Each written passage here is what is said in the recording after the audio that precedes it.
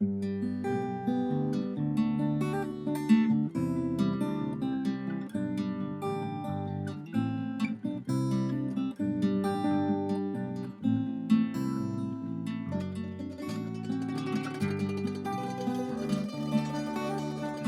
Dr. Marcy Axness. I am an early development specialist, I'm a parent coach, and I wrote the book, Parenting for Peace, Raising the Next Generation of Peacemakers.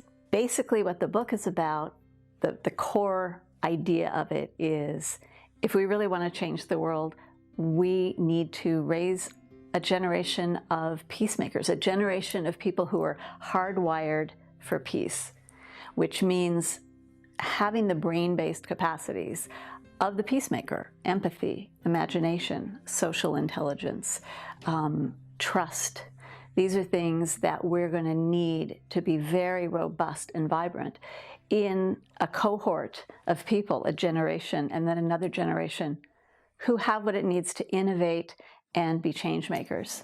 The book is based on 7 principles and then 7 steps in time where you apply the principles. So it ends up being a matrix.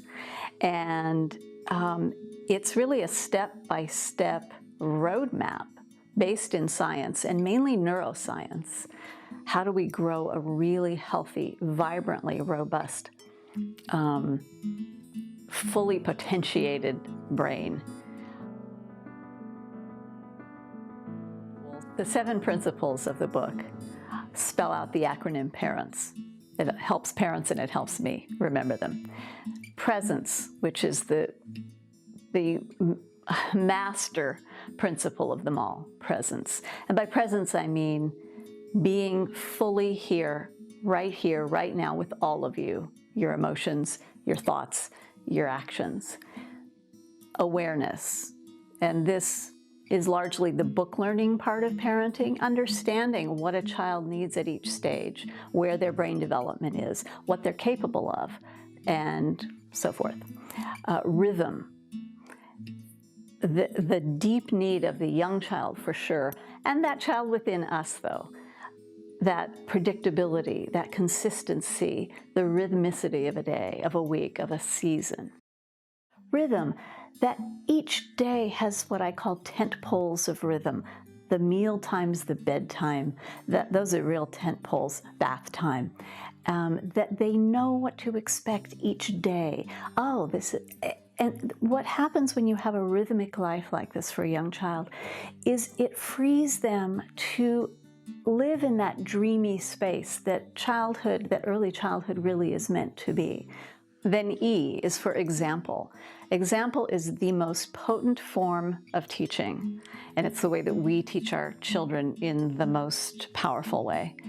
And nurturance, all the different ways in which we love our child, from the food we feed them, the color that we choose to paint their room, the books we choose, the clothes we choose. These are all forms of nurturance. T, trust.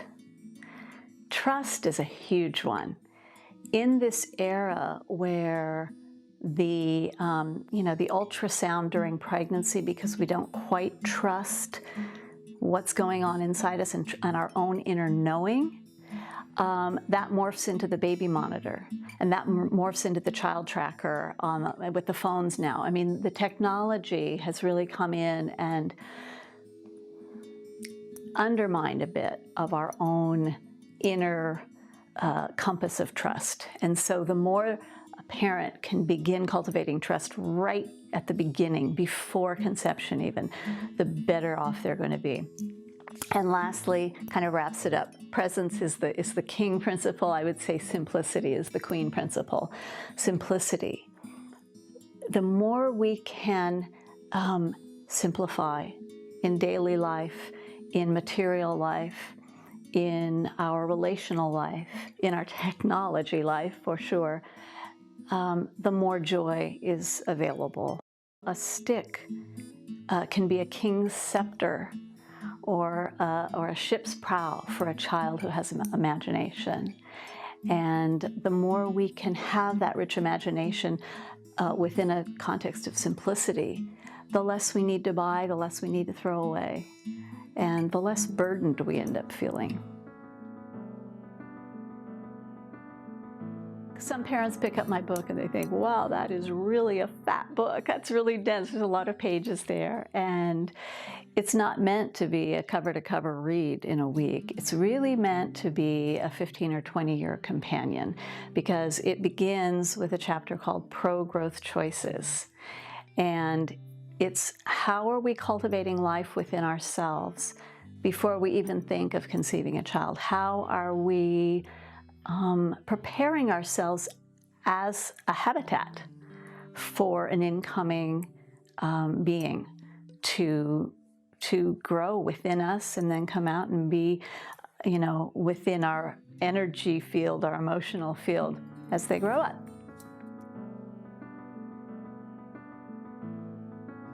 The womb is a very powerful classroom that for 9 months, that child's unceasing question at the level of biochemistry is, what kind of world am I coming into, Mommy, through your eyes? And so it's about really diving into those questions that she may have asked before she even conceived. What animates me? What inspires me? What am I passionate about? What do I find beautiful? What uplifts me? Let me do that. Let me do that so much so that this child comes to know that feeling that's in me when I do those things. That teaches, that child is learning that this world is, there's not really a word for that, right? That this world is inspiring, that this world is safe, loving, beautiful, delightful, brings joy. And yes, of course, it's not realistic that she can do that 24/7. In fact, a stress-free, completely stress-free pregnancy would not only be impossible, it wouldn't really be advisable, because there's a whole rhythmicity. I was talking about rhythm. There's a rhythmicity to stress and its release, stress and its abatement, stress and its recession. And through that, the child learns, oh, things happen, and then we recoup. Things happen, and then we recoup. The issue becomes if the mother is under unrelenting, chronic stress during pregnancy. Then that child is learning that it is a dangerous world out there, and the brain will wire up to be prepared for a dangerous world. Starting in the womb and then continuing after birth, back to that king principle, that, or the empress principle, let's call it, of presence. The mother's presence imbues that child with such a depth of self-confidence that the very word self-confidence is a very flat representative for what it can foster in a child.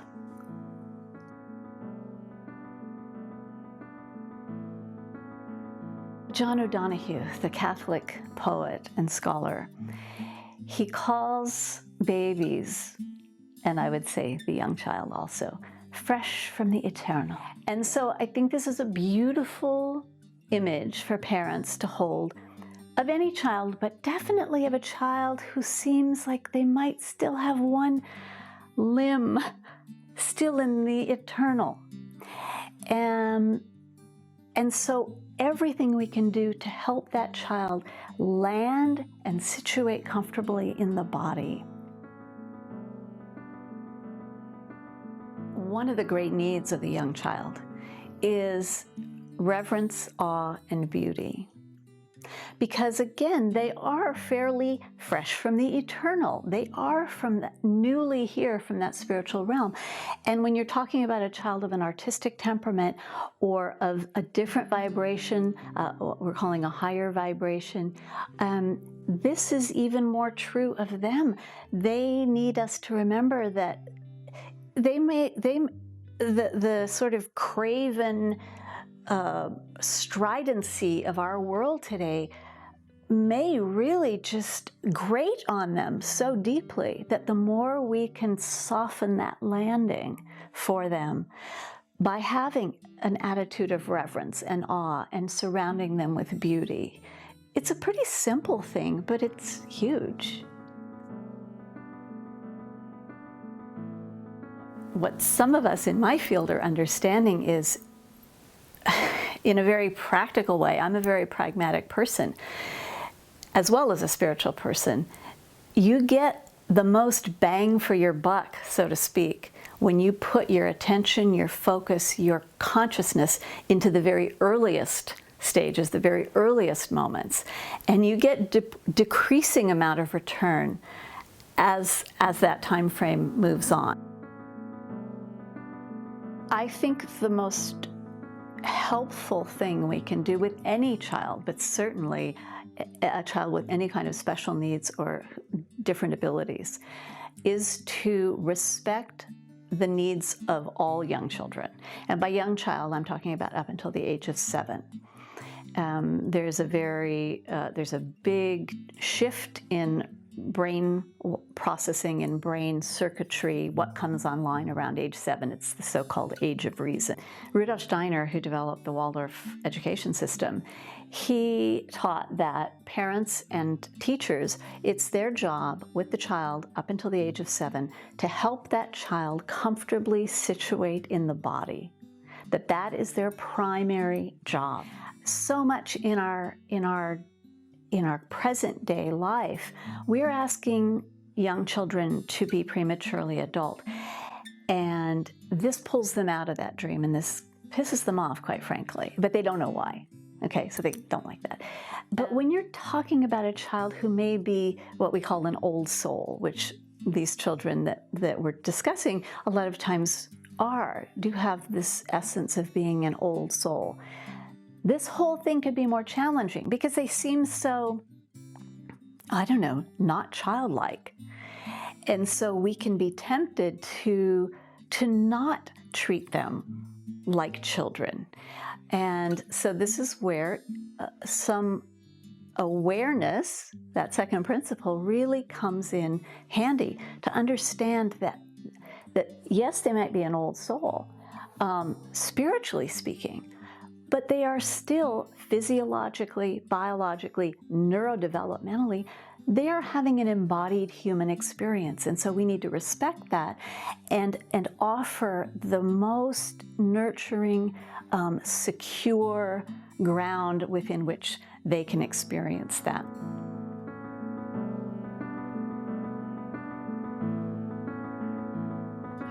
From an esoteric spiritual standpoint, the initiatic spiritual sciences, this was known that starting at the end of World War II, that we were going to be moving into a difficult time, a dark time for humanity.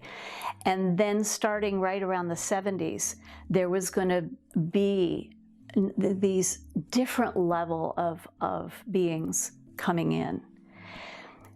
My impression, and I can't be considered, I would never call myself or represent myself as an expert in indigo children or crystal children or rainbow, children of the rainbow, but the way I see it in a broader context is that children are always a reflection of where we are.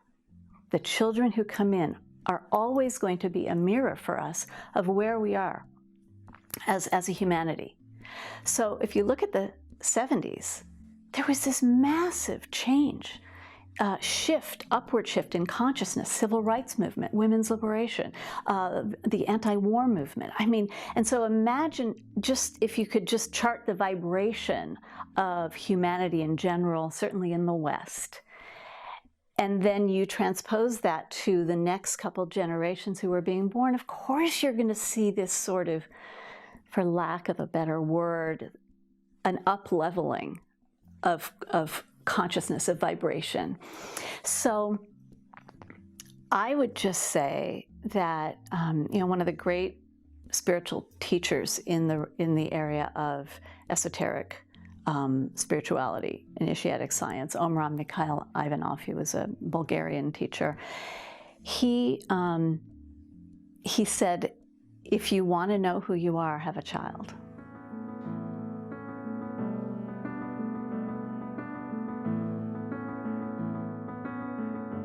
when we have a child who's really differently abled and gifted in certain ways, the more that we as a parent can help that child find a context within which they are a part, not out here separate and special with a spotlight on them, but part of a beautiful tradition. So if the child is very psychic, let's study the stories of Madame Blavatsky, of great figures in the realm of spiritual science.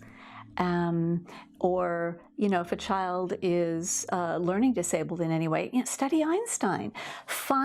Help the child find a way in which, wow, I belong. You don't want to increase a child's sense of not belonging, of standing out, of being a part. You want to encourage a sense of being a part of.